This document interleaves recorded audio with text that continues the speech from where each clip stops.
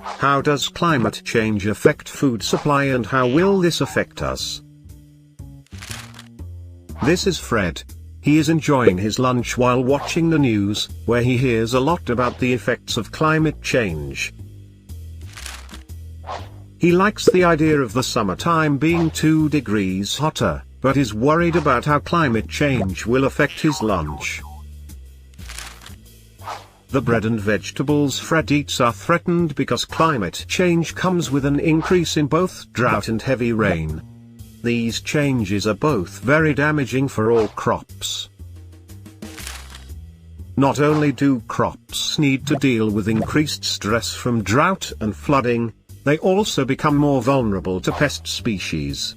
Sure, irrigation could be a solution for droughts, but increased evaporation will lead to salification of the soil.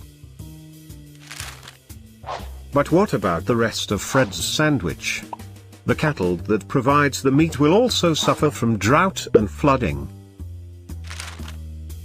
Fred could always choose to eat fish instead. But fish reserves are already at an all-time low due to overfishing and pollution. Not only that, climate change will also have a negative effect on the fish stock. Carbon dissolves in ocean water, where it creates an acid, increasing the acidity of the water. Calcium binds with this acid, reducing calcium availability for microorganisms. These microorganisms form the base of the entire oceanic food web.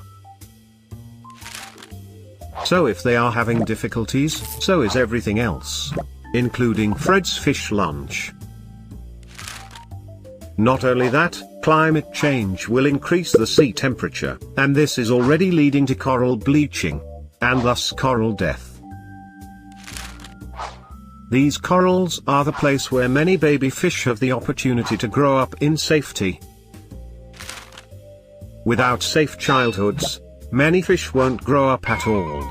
So Fred might actually be in trouble. Maybe not today, and maybe not tomorrow. But it already affects many people. And it will affect Fred. And maybe even more important for Fred, it will impact his children. But it doesn't have to be this way.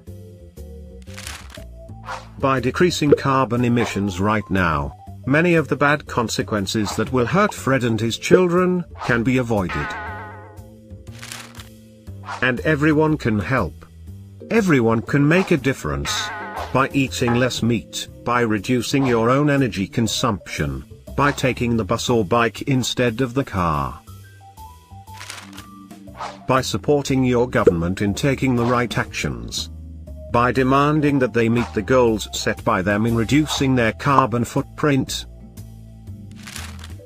All changes help. All changes will improve the world we leave for us and our children.